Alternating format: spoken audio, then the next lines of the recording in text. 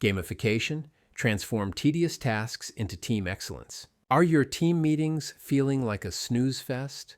Do those endless spreadsheets drain your employees' motivation?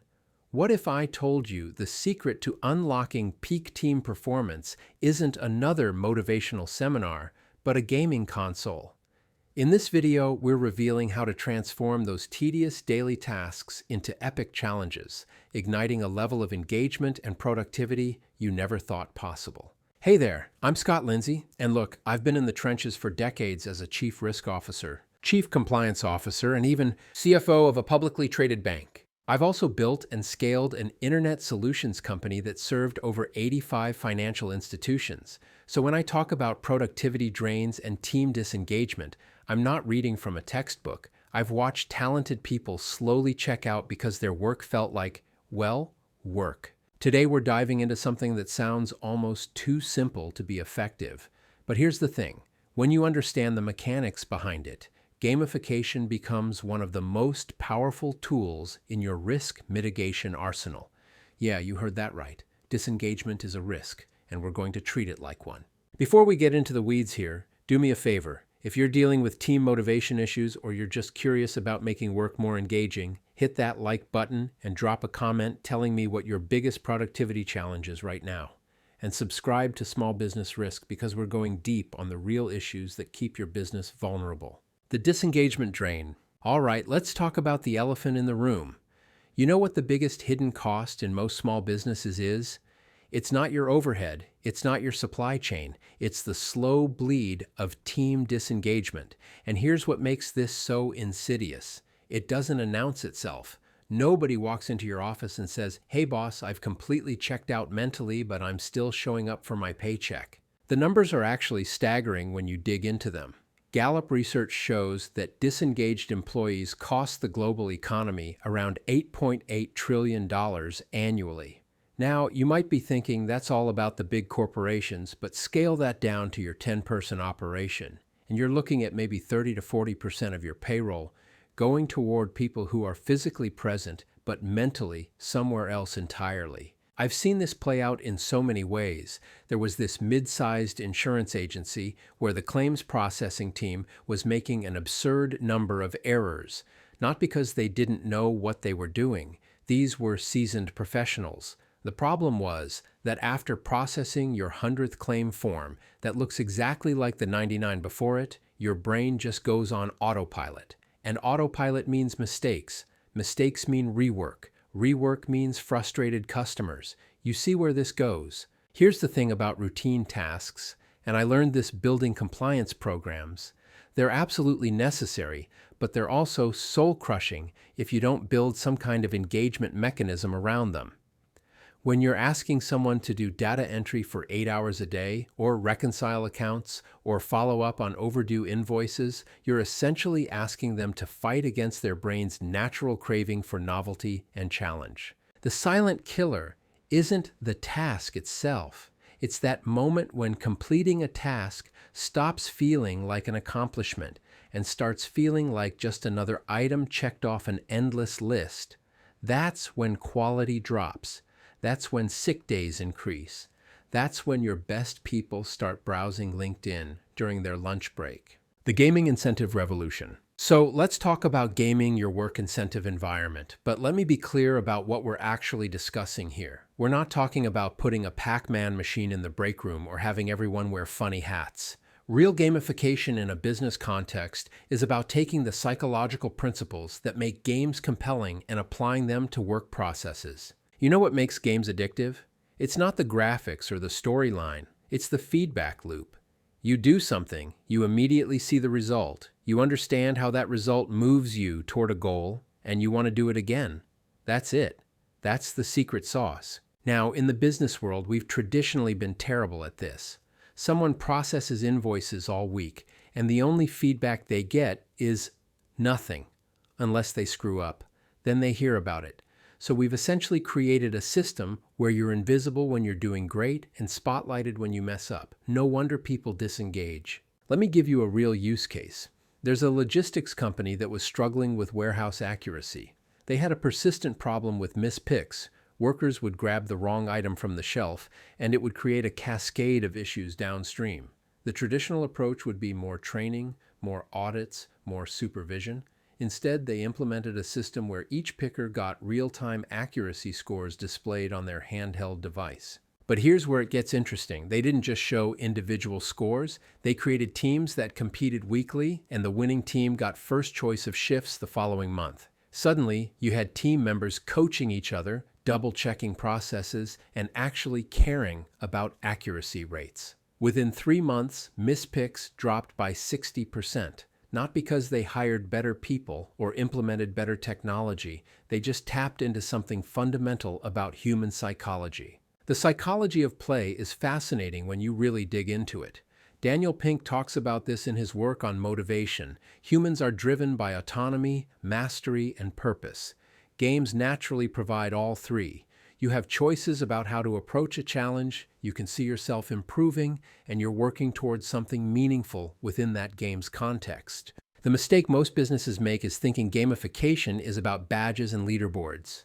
Those are just the visible elements. The real power is in restructuring how work gets experienced. It's about creating clear goals, providing immediate feedback, offering multiple paths to success, and celebrating progress in meaningful ways. Practical implementation strategies. All right, so how do you actually do this? Because I can already hear some of you thinking, this sounds great in theory, Scott, but I've got 3 people in accounting and they need to close the books, not play games. Let me walk you through the practical blueprint that actually works. First, micro-challenges and daily quests. This is about breaking down those enormous, overwhelming projects into bite-sized pieces that feel achievable. Let's say you're running a customer service operation. Instead of saying handle customer calls, you create daily quests, resolve 5 customer issues without escalation, or reduce average handle time by 30 seconds while maintaining satisfaction scores. The key is making these specific, measurable, and time-bound, not next month, today. This shift in framing is huge. It transforms "I've got to answer phones all day" into "I'm going to achieve these 3 specific wins today." I saw a small accounting firm implement this with their tax preparation workflow. They broke down the tax return process into distinct phases: data collection, form completion, review, filing. Each phase became a quest worth different point values based on complexity. A simple 1040 EZ might be worth 10 points, but a complex business return with multiple schedules could be worth 100. Here's what happened that was unexpected. People started volunteering for the complex returns, because in the old system, complex returns were just more work, more headache, more time. But in the gamified system, they were worth more points, more prestige, more team recognition. The firm's capacity increased by about 35% without hiring additional staff. Now let's talk about reward systems that actually motivate. And here's where most people get it wrong. They think, okay, gamification means prizes. So they offer gift cards or cash bonuses and everyone shrugs. You know why? Because extrinsic rewards often undermine intrinsic motivation. The most powerful rewards aren't things you can buy. They're recognition, autonomy, and meaningful perks. One small business I know of created a reward tier where top performers got to choose their own projects for a week. Another gave winners first pick of vacation days during peak times. A third created a skip the meeting pass where high performers could delegate attendance at routine meetings they found unproductive. See what's happening here? These rewards acknowledge that your team members are adults with preferences and priorities. They're not children who need a gold star. They're professionals who want control over their work experience. The narrative element is probably the most overlooked aspect of gamification. Humans are story-driven creatures. We remember stories way better than we remember facts. So when you're implementing this, craft an actual narrative around the work. Let's take data entry, which is traditionally mind-numbing. One company reframed their data entry as intelligence gathering. The team wasn't just entering customer information. They were building an intelligence database that would help the company anticipate market trends. They created themed months, Operation Market Insight, or Mission Customer Intelligence. It sounds cheesy when I describe it, but in practice, it gave meaning to work that previously felt meaningless. The documentation piece here is critical, and this is where my risk management background really comes into play. You need to document your gamification processes just like you document any other business system. What are the rules? How are points calculated? What happens if there's a dispute? How do you prevent gaming the system? Because trust me, if there's a loophole, someone will find it. Create a gamification playbook that includes the objectives of each game element, the specific metrics being tracked, how frequently scores are updated, what the rewards are, and how they're distributed, and most importantly, how you'll measure whether this is actually improving business outcomes, avoiding the pitfalls. Now, let's talk about what not to do, because this is where I've seen more gamification initiatives crash and burn than anywhere else. The forced fun trap is real, and it's deadly. You cannot mandate engagement. The moment your team feels like you're making them play a game they don't want to play, you've lost. It becomes patronizing and insulting. I heard about one company that implemented a mandatory point system where everyone had to log their activities and compete for rewards. The twist? Nobody wanted to compete. They wanted to do their jobs well, get paid fairly, and go home. The gamification felt like additional work, like they were being monitored and manipulated. Within 2 months, they scrapped the whole thing. The lesson here is that gamification needs to be opt-in at some level, even if participation is technically required. You do this by making it actually valuable to participants. Ask yourself, would I want to participate in this system if I were doing this job? If the answer is no, redesign it. Fair play and transparency are non-negotiable. Nothing kills engagement faster than the perception that the game is rigged. If people think management has favorites, or that certain people get easier assignments that are worth the same points, or that the scoring is opaque and arbitrary, you're done. This means you need clear, objective criteria for everything. How are points awarded? How are winners determined? What happens if 2 people tie? All of this needs to be documented and visible. I recommend having the team involved in creating the rules. When they help design the system, they're more likely to trust it and engage with it. One manufacturing company created a production quality game, but they made the mistake of having supervisors manually assign points based on overall contribution. Within 3 weeks, accusations of favoritism were flying, team morale tanked, and they had to abandon the whole program. When they relaunched 6 months later with automated objective scoring based on measurable quality metrics, it worked beautifully. Let's talk about measuring success, because here's where the risk management perspective is crucial. Gamification is not about vanity metrics. I don't care how many points people earned or how many badges were awarded. I care about business outcomes. Are error rates down? Is customer satisfaction up? Are we processing more transactions per day? Is employee retention improving? These are the metrics that matter. The gamification elements are just the mechanism, the tool. The outcome is what you're really after. Set baseline metrics before you implement gamification, then track those same metrics during and after implementation, and be honest about what you're seeing. If engagement is up but quality is down, you've designed the wrong game. If points are being accumulated but actual productivity hasn't budged, you're rewarding the wrong behaviors. Hey, quick pause here. If you're finding this valuable, make sure you're subscribed to Small Business Risk and hit that bell icon so you don't miss our deep dives on operational excellence and risk management. And seriously, drop a comment below. Have you tried gamification in your business? What worked? What flopped? I read every single comment, and your real-world experience helps everyone watching this channel. Your implementation roadmap. So let's get practical about your next steps, because knowledge without action is just entertainment, right? Start small. Don't try to gamify your entire organization overnight. Pick one process, one team, one workflow that's both important and currently underperforming. Maybe it's invoice processing that's always behind. Maybe it's sales follow-up that's inconsistent. Maybe it's inventory accuracy that's causing problems. Your first gamification pilot should be simple enough to implement in a week, focused on a measurable outcome, involving a team that's generally positive and open to new ideas. Low risk if it fails. Get your team involved in the design. Sit down with them and say, look, we need to improve X. What would make this work more engaging for you?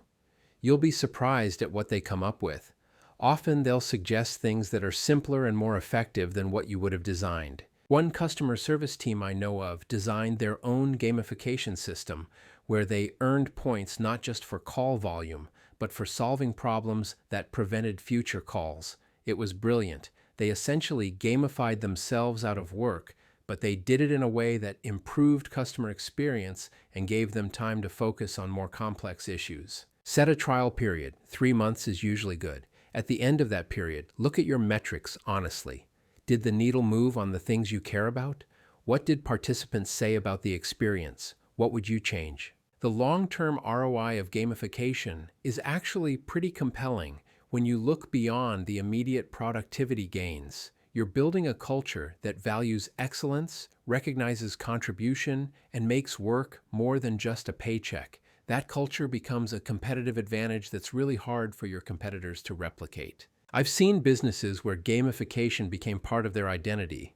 New hires were excited about it during interviews. Existing employees became ambassadors for the company because they actually enjoyed coming to work. And when you've got people who are engaged and energized, they innovate, they problem solve, they go the extra mile without being asked. From a risk perspective, and this is how I think about everything, disengagement is one of your highest probability, highest impact risks. It leads to errors, it leads to turnover, it leads to customer dissatisfaction. Gamification, when done right, is a control that mitigates that risk while simultaneously improving performance. That's rare. Most controls are trade-offs. This one can actually be a net positive. Conclusion. So here's where we are. You've got teams that are probably working at maybe 60 or 70% of their potential. Not because they're lazy or incompetent, but because the way work is structured doesn't tap into what makes humans engaged and energized. Gamification is about changing that structure. It's about taking those tedious, necessary business processes and transforming them into challenges that people actually want to tackle. It's about creating feedback loops, recognition systems, and narratives that make work feel meaningful. The businesses that get this right over the next few years are going to have an enormous advantage. They're going to attract better talent, retain that talent longer, and get more productivity and innovation out of every team member. The businesses that ignore this are going to keep struggling with the same engagement and performance issues they've always had. You don't need luck, you need knowledge, and now you've got it. So here's your homework. Pick one process this week, just one. Sit down with your team and ask, how could we make this more engaging? Design something simple, try it, measure it, learn from it. And then come back here and tell me what happened. Drop your gamification wins, your failures, your questions in the comments below. This channel is about helping small business owners understand and manage risk. And believe me, team disengagement is one of the biggest risks you're facing, whether you realize it or not. If you want more content like this, practical, experience-based strategies for building a stronger, more resilient business, subscribe to Small Business Risk. We're cutting through the noise and giving you the real deal on operational excellence. Thanks for watching. Now go level up your team.